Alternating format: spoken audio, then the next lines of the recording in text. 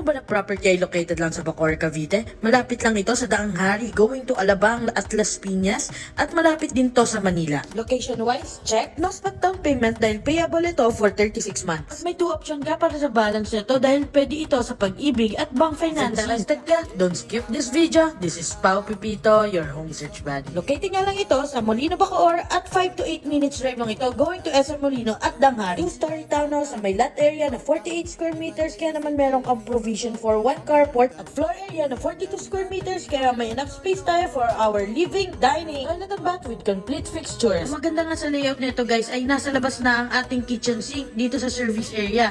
Pwede mo itong gawing dirty kitchen, pwede mo ito ipa-enclose or ipa-extend para makadagdag din sa floor area natin sa taas. Another suggestion for home improvement, pwede nyong gamitin yung front area sa carport for expansion. Going up, meron tayong 2 bedroom, upon turnover at included na rin ang tiles at paint. Monthly payment for